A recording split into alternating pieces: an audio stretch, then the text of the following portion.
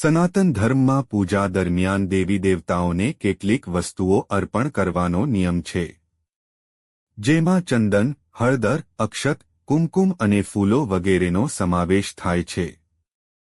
તેમજ ખાસ વસ્તુઓ ચઢાવવામાં આવે છે, જેનાથી ભગવાન પ્રસન્ન થાય છે અને તેમના આશીર્વાદ પ્રાપ્ત થાય છે.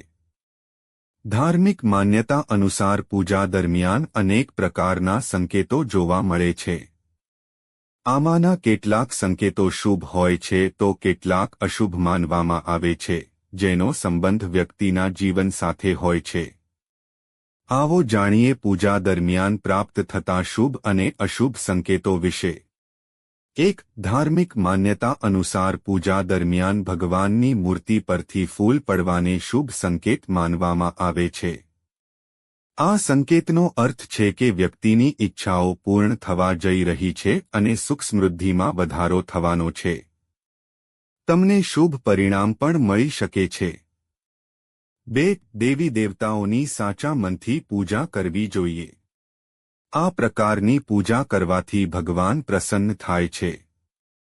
એવું માનવામાં આવે છે કે જો પૂજા દરમિયાન ભક્તની આંખમાંથી આંસુ આવે તો તેને શુભ સંકેત માનવામાં આવે છે. તેનાથી મનોકામના ઝડપથી પૂર્ણ થાય છે. તેનો અર્થ એ છે કે તમારા મનની ઉદાસી ટૂંક સમયમાં સમાપ્ત થવા જઈ રહી છે. તમે પ્રચલિત અનિષ્ટો પર પણ વિજય મેળવશો. 3. જ્યોતિષ શાસ્ત્ર અનુસાર પૂજા દરમિયાન દીવાની જ્યોતથી અનેક પ્રકારના સંકેતો આપવામાં આવે છે. જો દીવાની જ્યોત વધારે હોય તો તે શુભ સંકેત માનવામાં આવે છે. આનો અર્થ એ છે કે તમારી પૂજા સ્વીકારવામાં આવી છે અને સકારાત્મક ઉર્જા ઘરમાં પ્રવેશ કરશે. આ સિવાય જ્યારે દીવાની જ્યોત ત્રિશૂળનો આકાર બનાવે છે, તે સૂચવે છે કે કાર્યમાં સફળતા મળશે. દીવાની આખી વાટ સળગાવવી શુભ માનવામાં આવે છે. 4. શાસ્ત્રો અનુસાર જો તમારી પૂજા દરમિયાન પિતા, ગુરુ, બ્રાહ્મણ અથવા કોઈ વડીલ તમારા ઘરે આવે છે, તો તે પણ એક શુભ સંકેત માનવામાં આવે છે. આ નિશાનીનો અર્થ છે કે દેવી દેવતાઓએ તમારી પૂજા સ્વીકારી લીધી છે અને ટૂંક સમયમાં જ તમે તમારી બધી સમસ્યાઓથી છુટકારો મેળવશો. 5. જો પૂજા દીવો પ્રગટાવતી વખતે અથવા કોઈ પૂજા પ્રવૃત્તિ દરમિયાન તમારો હાથ બળી જાય તો તેનો અર્થ એ છે કે પૂજા દરમિયાન તમે કોઈ ભૂલ કરી છે. આવી સ્થિતિમાં ભગવાનની પૂજા અને ધાર્મિક વિધિઓ યોગ્ય રીતે કરવાનો પ્રયાસ કરો.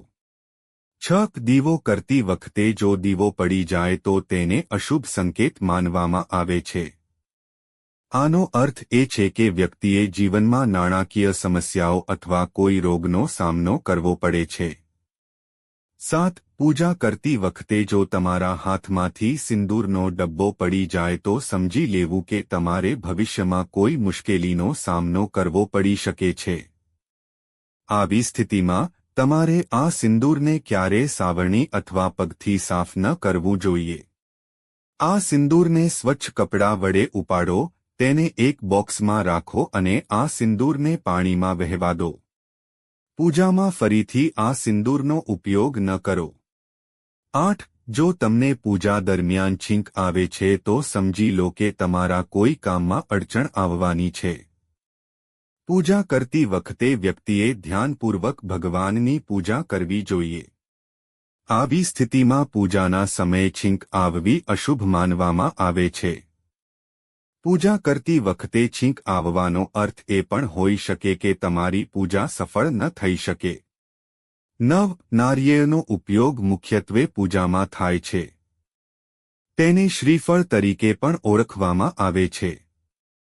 આવી સ્થિતિમાં જો તમારા દ્વારા ચઢાવવામાં આવેલ નારિયેળ ખરાબ હોય તો તેને શુભ સંકેત માનવામાં આવતું નથી. મતલબ કે તમારી પૂજામાં કંઈક ખૂટ છે. અને જો પૂજા દરમિયાન ચઢાવવામાં આવેલ નાળિયેર સુકાઈ જાય તો તેનો અર્થ એ છે કે ભગવાને તમારી પ્રાર્થના સ્વીકારી લીધી છે અને તમારી બધી મનોકામનાઓ પૂર્ણ થવા જઈ રહી છે. 10. ઘણી વખત હાથમાંથી પ્રસાદ અચાનક પડી જાય છે. જ્યોતિષમાં પણ આને અશુભ માનવામાં આવે છે. કહેવાય છે કે કામમાં અડચણો આવી શકે છે. જ્યારે પ્રસાદ પડી જાય તો તેને ઉપાડીને કપાળ પર લગાવો. આ પછી તેને ખાઓ અથવા વાસણમાં રાખો.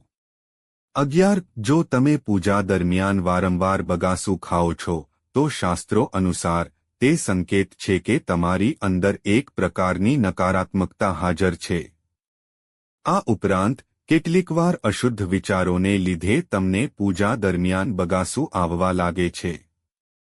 12. પૂજા દરમિયાન દીવો શાંત થઈ જવો અથવા બુઝાઈ જવો એ અશુભ પરિણામ સૂચવે છે, જેનો અર્થ વ્યક્તિ માટે શારીરિક રીતે નિષ્ક્રિય રહેવું, આર્થિક નુકસાન અને અશુભ હોવું. ઘણી વખત ઘરમાં નકારાત્મક ઉર્જાના કારણે દીવો ઓલવાઈ જાય છે.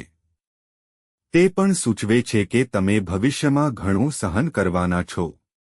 જો પૂજા કરતી વખતે દીવો ઓલવાઈ જાય તો તમારી પૂજા પૂર્ણ રીતે સફળ નહીં થાય.